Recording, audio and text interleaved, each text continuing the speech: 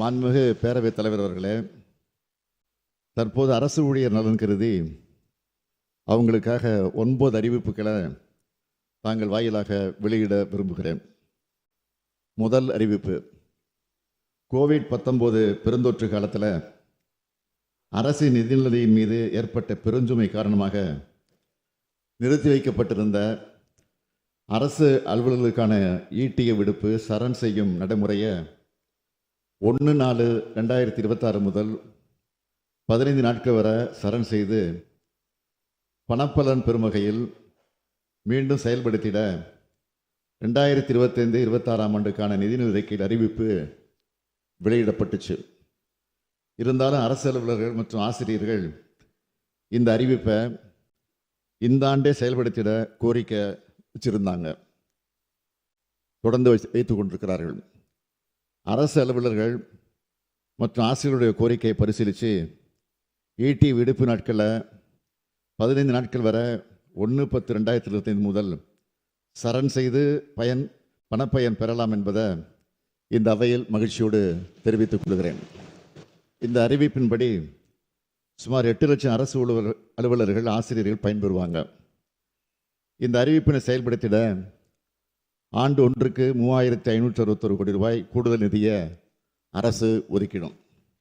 இரண்டாவது அறிவிப்பு, 1/1/2025 முதல் 2 விழுக்காடு அகவலப்படியினை ஒன்றிய அரசு அலுவலர்களுக்கு உயர்த்தி வழங்கிட அறிவிக்கப்பட்டதன் அடிப்படையில் மாநில அரசு பணியாளர்களுக்கும் 1/1/2025 முதல் அகவலப்படி 2 விழுக்காடு உயர்த்தி வழங்கப்படும் என்பதை மகிழ்ச்சியோடு தெரிவித்துக் கொள்கிறேன். இந்த அகவலப்படி உயர்வால் சுமார் 16 லட்சம் அரசு அலுவலர்கள், ஆசிரியர்கள், ஓய்வூதியதாரர்கள் மற்றும் குடும்ப ஓய்வூதியதாரர்கள் பயன்பெறுவாங்க. இந்த உயர்வினை நடைமுறைப்படுத்திட ஆண்டு ஒன்றுக்கு 1252 கோடி ரூபாய் கூடுதல் நிதி செலவிடப்படும். மூன்றாவது அறிவிப்பு, அரசு பணியாளர்கள் மற்றும் ஆசிரியர்கள் அவங்களோட குடும்பத்தினரோட பண்டிகைகளை சிறப்பாக கொண்டாடின வகையில் ஏற்கனவே இதுவரை வழங்கப்பட்டு வரும் 10,000 ரூபாய் பண்டிகை கால முன்பணம் தற்போது 20,000 ரூபாயாக உயர்த்தி வழங்கப்படும். இதனால் ஒவ்வொரு ஆண்டும் சுமார் 8 லட்சம் அரசு ஊழியர்கள் மற்றும் ஆசிரியர்கள் பயன்பெறுவாங்க. நான்காவது அறிவிப்பு, அரசு பணியாளர்களோட குழந்தைகள் உயர்கல்வி பயில்வதில் இந்த அரசு மிகுந்த அக்கறை கொண்டுள்ளது. இந்த அடிப்படையில் அரசு பணியாளர்களுக்கு வழங்கப்படும் கல்வி முன்பணம் இந்த ஆண்டிலிருந்து தொழிற்கல்வி பயில 1 லட்சம் ரூபாயும், கலை மற்றும் அறிவியல் மற்றும் பாலிடெக்னிக் பயில 50,000 ரூபாயும் உயர்த்தி வழங்கப்படும். இந்த கல்வி முன்பண உயர்வால் தங்களின் குழந்தைகள் உயர்கல்வி பயில விரும்பும் அரசு பணியாளர்கள் மற்றும் ஆசிரியர்கள் பயன்பெறுவாங்க.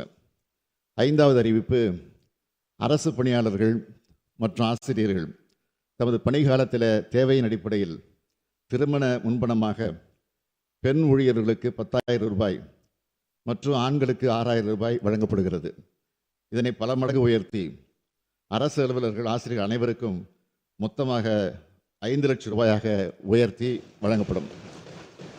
ஆறாவது அறிவிப்பு, தமிழர் திருநாளாம் பொங்கல் பண்டிகைக்கு முன்னாள் கிராம பணியமைப்பு உட்பட சி மற்றும் டி பிரிவு ஓய்வூதியதாரர்கள், அனைத்து வகை தனி ஓய்வூதியதாரர்கள் மற்றும் அனைத்து குடும்ப ஓய்வூதியதாரர்களுக்கு தமிழ்நாடு அரசால் ஆண்டுதோறும் வழங்கப்படும் பரிசு தொகை 500 ரூபாயிலிருந்து 1000 ரூபாயாக இனி உயர்த்தி வழங்கப்படும்.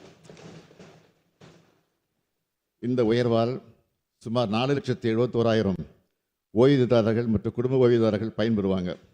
இதனால் அரசிற்கு ஏற்படும் கூடுதல் செலவினம் சுமார் 24 கோடியாக இருக்கும். ஏழாவது அறிவிப்பு, ஓய்வூதியதாரர்கள் அவர்தம் குடும்பத்தினரோடு பண்டிகையை சிறப்பாக கொண்டாடிட தற்போது வழங்கப்படும் பண்டிகை கால முன்பணம் 4,000 ரூபாயிலிருந்து 6,000 ரூபாயாக உயர்த்தி வழங்கப்படும். இந்த உயர்வால் சுமார் 52,000 ஓய்வூதியதாரர்கள் பயன்பெறுவர். இதனால் 10 கோடி ரூபாய் கூடுதல் செலவினம் ஏற்படும். எட்டாவது அறிவிப்பு, அண்மையில் பழைய ஓய்வூதிய திட்டம், பங்களிப்பு ஓய்வூதிய திட்டம் மற்றும் ஒருங்கிணைந்த ஓய்வூதிய திட்டம் ஆகிய 3 ஓய்வூதிய திட்டங்கள் குறித்து விரிவாக ஆராய்ந்திட ஒரு குழு அமைத்து அந்த குழு தனது அறிக்கையை மற்றும் பரிந்துரையை 9 மாதங்களுக்கு சமர்ப்பிக்க ஆணையிடப்பட்டுள்ளது. பல்வேறு அரசு அலுவலர் மற்றும் ஆசிரியர் சங்கங்களின் கோரிக்கையின் அடிப்படையில் இந்த குழு தனது அறிக்கையை மற்றும் பரிந்துரையை செப்டம்பர் மாதம் 30ஆம் தேதிக்குள் சமர்ப்பித்த அறிவுறுத்தப்படும். 9வது அறிவிப்பு. திருமணமான அரசு பெண் பணியாளர்களுக்கு மகப்பேறுக்காக 9 காலமாக இருந்த விடுப்பு 1/7/2021 முதல் ஓராண்டு காலமாக உயர்த்தப்பட்டு ஊதியத்துடன் கூடிய மகப்பேறு விடுப்பு அரசால் வழங்கப்பட்டு வருது.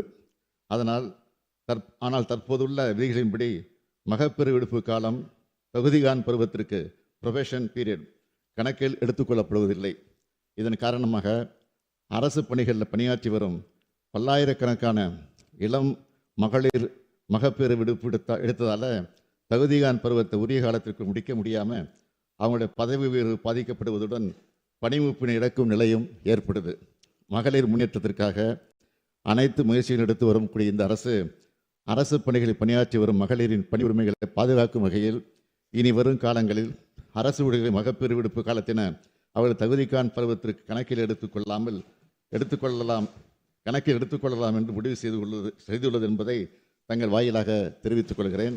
தலைவர் கலைஞர் வழியில் அரசு ஊழியர்களுக்கு அரணா, அரசு ஊழியர்கள் நலனின் அக்கறை கொண்ட அரசா திராவிட மாடல் அரசு என்றும் தொடரும் என்று கூறி அமைகிறேன்.